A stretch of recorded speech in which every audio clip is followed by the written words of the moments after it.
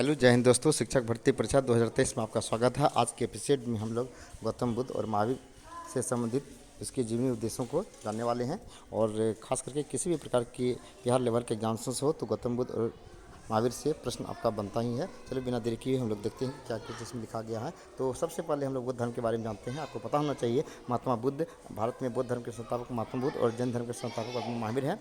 और बुद्ध का तात्पर्य होता है प्रबुद्ध व्यक्ति या ज्ञानी, तो बुद्ध का अर्थ होता है ज्ञानी। और गौतम बुद्ध का जन्म कब और कहाँ हुआ था, तो इस प्रश्न का जवाब होगा गौतम बुद्ध का जन्म 563 ईसा पूर्व नेपाल की तराकी कपिलवस्तु की लुम्बिनी नामक ग्राम में हुआ था। गौतम बुद्ध का पालन पोषण किसने किया था, प्रजापति गौतमी। आपको पता होना चाहिए कि गौतम बुद्ध के जन्म के 7वें दिन के पश्चात उसकी माता का देहांत हो गया, जिसके पश्चात उसकी जो पालन पोषण है उसकी प्रजापति गौतमी यानी उसकी धाई माता कहिए या सुतली माता कहिए या उसकी मौसी कहिए, तो उसी ने इसका पालन पोषण किया था। तो गौतम बुद्ध गृह त्याग क्या कहलाता है, तो गौतम बुद्ध जब मतलब सांसारिक जीवन से उसे घृणा हो गई तो उन्होंने जो है गृह त्याग कर दिया था। इस इतिहास को जो है इस घटना को यानी 29 वर्ष की अवस्था में उन्होंने गृह त्याग कर दिया था। इस घटना को बौद्ध साहित्य में महानिष्क्रमण कहा जाता है। कभी कभी पूछ दिया जाता है कि गौतम बुद्ध के द्वारा गृह त्याग की घटना को क्या कहा जाता है, तो इसका जवाब होगा गौतम बुद्ध के द्वारा गृह त्याग की घटना को महानिष्क्रमण, और पहला जो उपदेश दिया था उसको धर्म चक्र परिवर्तन कहा जाता है, और इसकी मृत्यु की घटना को महापरिनिर्वाण कहा जाता है। गौतम बुद्ध कितने वर्ष की अवस्था में प्रबुद्ध ज्ञान की प्राप्ति हुआ था, 35 वर्ष की अवस्था में। आपको पता होना चाहिए 35 वर्ष की अवस्था में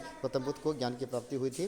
और गौतम बुद्ध बोधगया में कब सर्वोच्च ज्ञान प्राप्त हुआ था, 528 ईसा पूर्व में। तो बैसाखी मास के पूर्णिमा के दिन उसे ज्ञान की प्राप्ति हुई, तभी से वह बुद्ध कहे जाने लगे। गौतम बुद्ध ने बोधगया में 528 ईसा पूर्व में ज्ञान की प्राप्ति किया था। और दिव्य ज्ञान प्राप्ति के बाद बुद्ध ने सारनाथ में 5 शिष्यों को उपदेश दिया था। इसी के साथ बौद्ध धर्म की स्थापना 528 ईसा पूर्व में हुआ था, जिसे धर्म चक्र परिवर्तन कहा जाता है। गौतम बुद्ध के द्वारा पहला धर्म उद्देश्य जो है धर्म चक्र परिवर्तन कहा जाता है। गौतम बुद्ध ने वैशाली में अंतिम वर्षावास किया था। उस वर्षावास की संख्या कितना था, तो 45वां था, वह 45वां वर्षावास था। और गौतम बुद्ध वैशाली प्रवास कहाँ किया था, कहाँ किया था, वह था लुबग्राम में।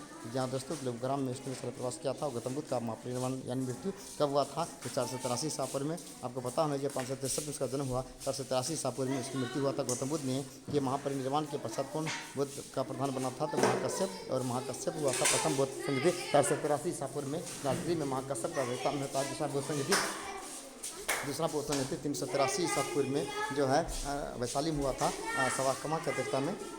और इसकी अध्यक्षता जो है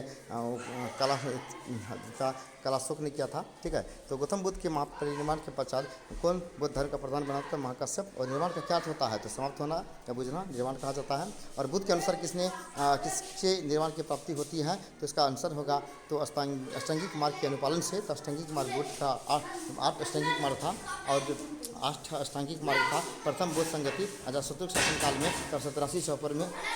प्रथम जो है बौद्ध संगति अजातशत्रु शासनकाल में 483 ईसा पूर्व हुआ था। और प्रथम बौद्ध संगति के पश्चात किस ग्रंथ की रचना हुई थी, सुत्पिटक का। किसका होगा, सुत्पिटक का हुआ था बाहर। उसके बाद है अगर द्वितीय बौद्ध संगति कहाँ हुई थी, किसके शासनकाल में, इस प्रश्न का जवाब हुआ था द्वितीय बौद्ध संगति कलाशोक शासनकाल में हुआ था, वैशाली में कलाशोक के शासनकाल में। अर्थात बौद्ध संगति 483 ईसा पूर्व राजगीर में महाकश्यप की अध्यक्षता में। उसके बाद है अद्वितीय बौद्ध संगति के पश्चात बौद्ध संघ किसने विहत हो गया था, तो अभिधम पिटक में।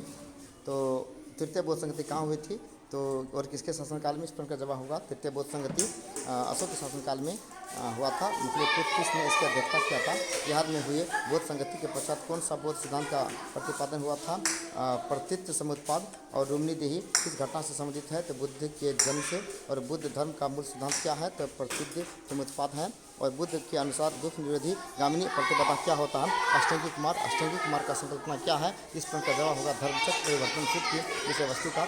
और बौद्ध धर्म की किस शाखा में अनारोत्तम सिद्धांत उद्गुर की मान्यता दी गई, तो सर्वस्थित शाखा में।